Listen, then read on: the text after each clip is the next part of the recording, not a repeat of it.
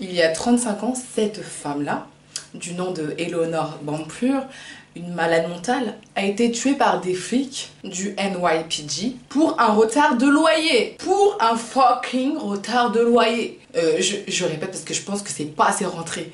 Elle a été tuée par des flics, donc la police de New York, pour avoir été en retard de loyer.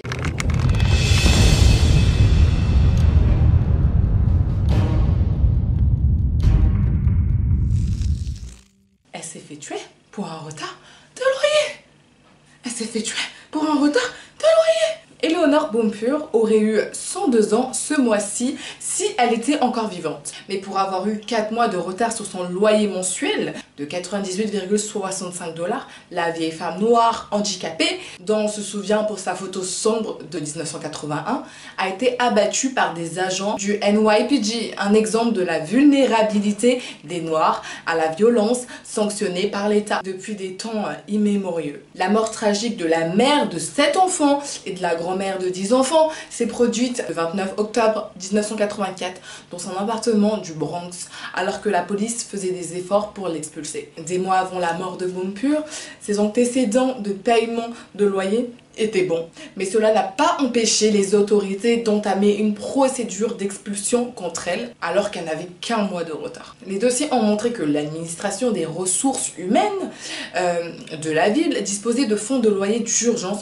pour les personnes âgées confrontées à l'expulsion. Mais Bampur s'est vu refuser ces fonds. Au contraire, l'administration des ressources humaines a fait appel à un psychiatre qui lui a parlé pendant une courte période avant de l'informer qu'elle devait être expulsée et hospitalisée pour ce qu'il considérait comme une psychose, qui est une maladie mentale ignorée par la personne qui en est atteinte et qui provoque des troubles de personnalité. Exemple la paranoïa ou la schizophrénie. Le 29 octobre, jour de l'expulsion, le maréchal de la ville est venu expulser Bampur, mais quand elle a refusé de répondre à la porte, la police a été appelée. Les employés de l'administration du logement ont demandé l'aide du NYPD pour l'expulser, après lui avoir dit que Bampur était émotionnellement perturbée, avait menacé de jeter de la lessive bouillante et utiliser un couteau pour résister à l'expulsion.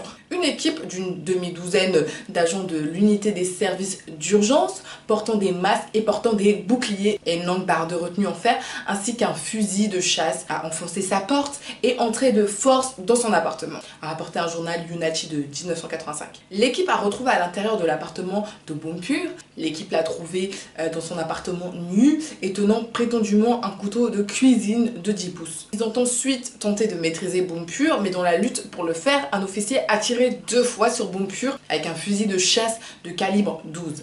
Et voici comment le journal Unity l'a rapporté. Ils ont dit que, alors qu'elle tentait d'esquiver la barre de retenue, Steven Sullivan a tiré avec un fusil de chasse sur Madame Bampur, alors que bien que l'explosion ait détruit sa main, avec elle un couteau qu'elle tenait prétendument, Monsieur Sullivan a tiré une seconde et une fatale explosion sur sa poitrine. Et ce n'était pas la fin des malheurs de Bampur, car les rapports ont indiqué que la police l'avait emmené hors du bâtiment, encore nu, et lorsque sa famille est revenue dans son appartement, des semaines après sa mort, ils ont trouvé une partie de son doigt. Je sais pas c'est lequel, mais son doigt quoi. Bientôt, le meurtre de Bampur a suscité l'indignation locale et nationale. Des manifestations de marches et de veillées aux chandelles qui ont été organisées pour protester contre son meurtre, et la montée de la violence policière dans la ville ont conduit à la poursuite de la justice légale pour Bampur. Les enquêtes ont commencé dans son cas, mais ont conclu que son expulsion était justifiée parce qu'elle était en retard de loyer. Sullivan a ensuite été inculpé d'homicide involontaire, coupable et acquitté. Ça fait 35 ans mais ça change toujours pas. En fin de compte, le NYPD a changé ses directives pour exiger qu'un officier supérieur soit présent avant que la police ne confronte une personne émotionnellement perturbée. La police a également commencé à porter des armes moins meurtrières, y compris des tasers, et depuis lors, elle n'est censée utiliser une force meurtrière qu'en cas de menace immédiate pour la vie de quelqu'un. Mais que voyons-nous aujourd'hui? Il est malheureux que les circonstances entourant la mort de Bampur persistent encore, comme en témoigne le recours excessif à la force meurtrière et à la discrimination raciale. Dans la mort de Breonna Taylor, de George Floyd, de Rayshard Brooks.